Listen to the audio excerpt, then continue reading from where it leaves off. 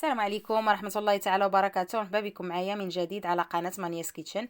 اليوم ان شاء الله غادي نشارك معكم طريقة تحضير حلوة بالكاوكاو اقتصادية وسهلة على شكل هلال، تعطينا كمية وفيرة، والاهم انها تجي هشيشة تذوب في الفم.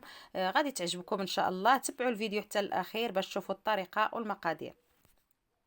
هنا خديت 500 غرام ديال الكاوكاو، حمرته في الفران نص تحميره، من بعد حيت ليه القشره ودرته في الطحانه. غادي نزيدو عليه واحد 100 غرام ديال سكر سنيده او سكر حبيبات، وغادي نطحنوه مزيان بهذا الشكل هذا.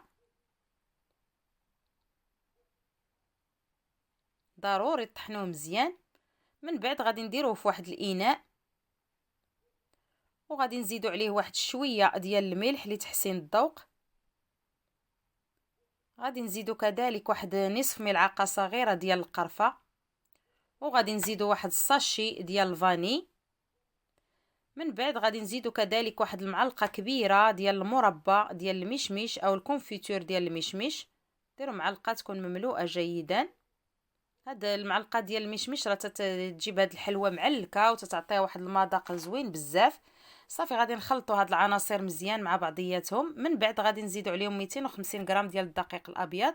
بالنسبه للدقيق غادي نزيدو شويه بشويه وحنا تنخلطوا حتى تنكملوا الكميه كامله. ضروري تخلطوا مزيان باش داك الدقيق ينسجم مع باقي المقادير.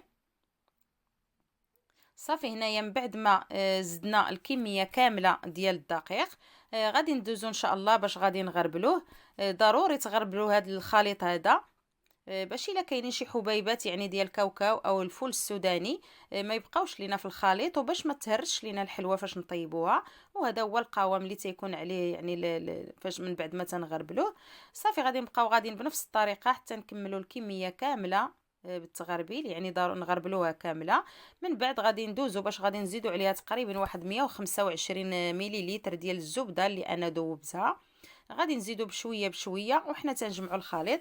في هذه المرحله هذه ضروري تدلكوا مزيان هذا الخليط باليد يعني ديالكم باش داك السكر يذوب وينسجموا المقادير مزيان.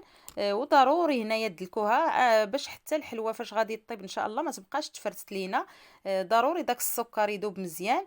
وهذا هو القوام اللي خاص يكون عليه الخليط. الا نتوما زدتوا 125 غرام ديال الزبده او 125 مليلتر ديال الزبده وشفتوا يعني مازال العجين ما تتجمعش، زيدوا واحد شويه الزبده، ولكن ما تفوتوش 150 مليلتر ديال الزبده. صافي هنايا غادي ندوز باش غادي نحربل هذا الخليط هذا حطيته فوق سطح العمل، وغادي نحربلو مزيان وانا تنضغط بيدي باش تجمع يعني العجين.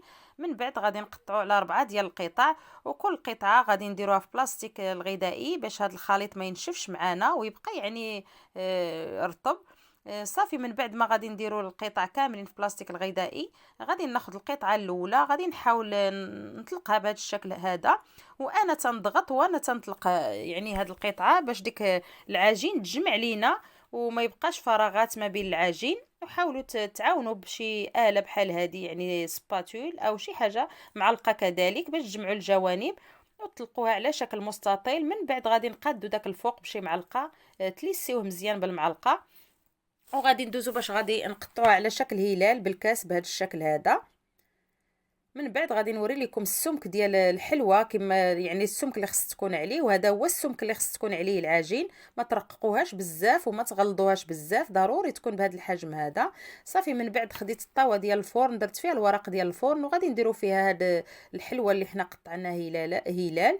من بعد داك المتبقي ديال العجين غادي نجمعوه وغادي نديروه في بلاستيك الغذائي حتى نعاودو نخدموه. من بعد هنا صافي خديت القطعه الثانيه حتى هي بنفس الشكل، غادي نطلقها بهذا الشكل هذا وانا تنضغط بيدي وتنطلق العجين باش ما يبقاوش الفراغات ما بين العجين. وغادي نديروها على شكل مستطيل بحال المره الاولى، وقادوها بشي سباتول او بشي آلة بحال هذه باش تجيكم قاده يعني في الجوانب وما يبقاوش فراغات ما بين العجين. من بعد تنليسيوها بالمعلقه من الفوق بهذا الشكل، وغادي ندوزو بنفس الطريقه نقطعوها بالكاس بهذا الشكل على شكل هلال. بالنسبه لديك العجين المتبقيه غادي نجمعوها ونزيدوها على العجين اللي بقات لينا من القطعه الاولى. من بعد غادي نعاودو نخدموها كذلك. هنا درت دوك القطع كاملين في الطاوه ديال الفرن، يعني انا هنا عندي جوج ديال الطاوات، ومن بعد رازت طاوه واحده اخرى ودخلتها للفرن على درجه حراره 170 درجه لمده نصف ساعه. من بعد طفيت لتحت وشعلت عليها الفوق تحمرات واحد شويه، وجبدتها من الفران. وهذا هو الشكل اللي تتكون عليه الحلوى. هنايا راه حتى بردات مزيان عاد وريتها لكم، ما تقيسوهاش وهي سخونه باش ما تفرتتش معاكم. ضروري تبرد عاد تقيسوا الحلوى، الا قصتوها وهي سخونه راه تتفرتت لحقاش رطبه بزاف. صافي هنايا خليتها على جنب، وخديت هنايا سكر كلاصي ما يكون من النوع الجيد. غربلته في واحد الاناء، ضروري تغربلوه باش الا فيه شي حبيبات يعني في السكر كلاصي ما يبقاوش. وغادي نفندو فيه هاد الحلوى هادي بهذا الشكل هذا. غادي نبقاو حنا غاديين وتنفندو حتى نديروا القطع كاملين بهذا الشكل. ضروري السكر كلاصي يكون من النوعيه الجيده. صافي هنايا من بعد ما كملت القطع كاملين بسكر كلاصي، درتهم في طبق تقديم بهذا الشكل هذا كما تشوفوا. تيجيو زوينين بزاف، تيجيو رائعين. الشكل ديالهم رائع، ما تحتاج ولا قطع على والو، غير بالكاس قطعناهم تيجيو الشكل ديالهم زوين، تيجيو هشاش، تيذوبوا في الفم والمذاق يا سلام. وكذلك تيعطيونا كميه وفيره.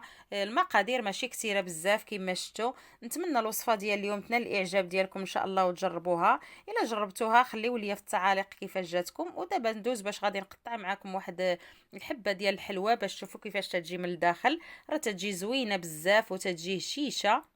وهذا هو الشكل ديالها. حلوة زوينة سهلة اقتصادية، تجي رطبة تذوب في الفم من غير كثرة مقادير، فيها غير كاوكاو يعني والسكر والدقيق والمنسمات، يعني راه ما فيهاش مقادير كتار. وتجي روعة روعة، غير جربوها غادي تعجبكم ان شاء الله وغادي تولي معتمدة عندكم.